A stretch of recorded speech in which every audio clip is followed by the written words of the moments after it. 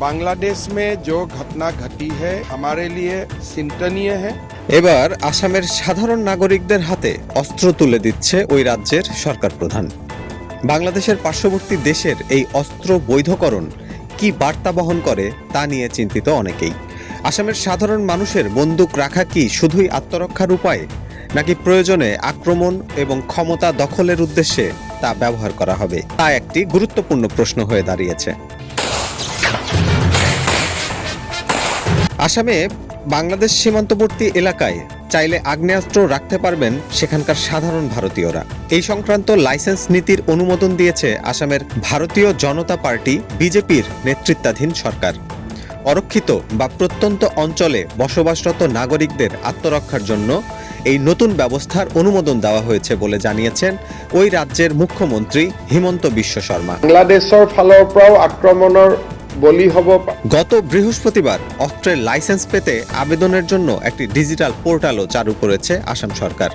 আসামের মুখ্যমন্ত্রী হিমন্ত বিশ্ব শর্মা জানিয়েছেন, রাজ্যের কিছু অংশে অস্ত্রের লাইসেন্স যাতে সহজেই পাওয়া যায় সেজন্য এই ব্যবস্থা চালু করা হয়েছে।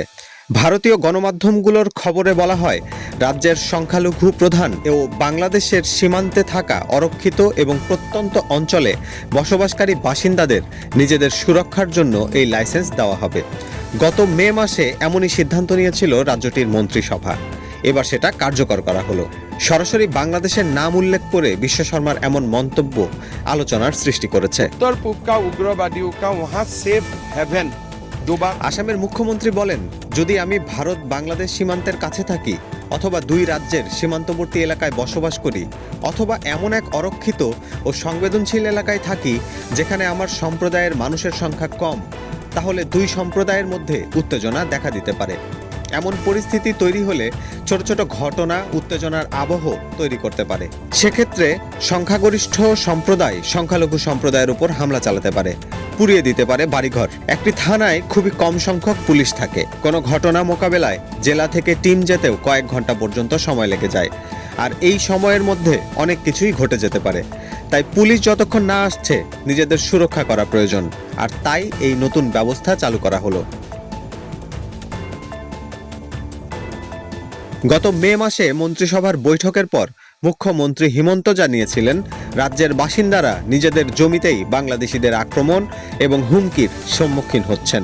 এমন আক্রমণ থেকে ভারতীয়রা যাতে নিজেদের সুরক্ষিত করতে পারেন তার জন্যই এই বিষয়ে বিশেষ অস্ত্র প্রকল্পটি চালু করা হবে।